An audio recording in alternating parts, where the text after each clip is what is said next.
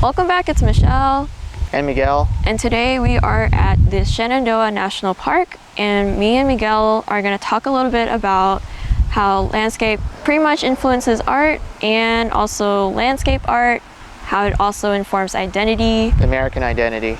Yes, specifically the American identity and other stuff that we feel like talking about while we're here. So come on, follow us along.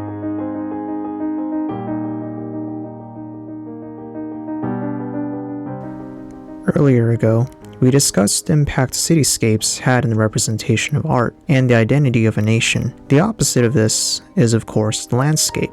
Our recent trip to Shenandoah showed us an example of one of America's most natural landmarks. The Shenandoah Valley is a cultural region of the East Coast state of Virginia, but also stretching towards the neighboring West Virginia. The name Shenandoah has been thought of to derive from the word Shenandoah, which could mean river through the spruces, and Onondaga, meaning river of high mountains. Most importantly, due to the majestic view of its natural beauty and wildlife, the Shenandoah Valley and its national park has inspired many American artists and writers through the history of the American colonial period.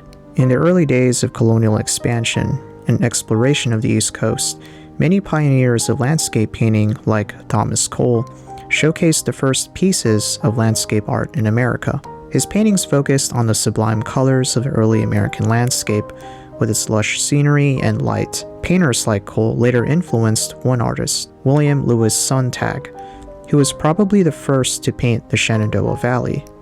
We certainly felt the beauty having ventured out into Shenandoah National Park ourselves. It is no wonder many creative minds have been inspired by it, even after heavy rain and residual fog. It looked like something out of a beautiful horror film. The place literally looked like something off of Silent Hill. The American landscape and its nature have even inspired transcendentalist philosopher Ralph Waldo Emerson. He was famously known to have ventured into nature alone, where he spent most of his time writing. Emerson was a social critic and a big proponent of individualism. He felt that people were distracted by the demands of the world, unable to give back to nature when nature gives willingly. Emerson was unsurprisingly among the most quotable American icons today, having famously said, and I quote, "Do not go where the path may lead. Go instead where there is no path and leave a trail." And speaking of making your own path, this is something pertinent to artists living and working today.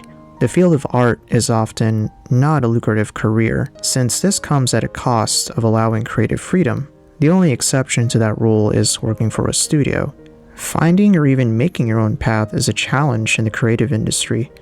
At what cost is it worth sacrificing when art itself does not naturally fit the mold of capitalism, or as Emerson would consider the demands of the world? Art patronage today is way different than it was back then, where artists like Thomas Cole and William Lewis Sontag lived at a time when patrons willfully supported artists. Yet, many artists still draw inspiration from the past, from thinkers like Emerson.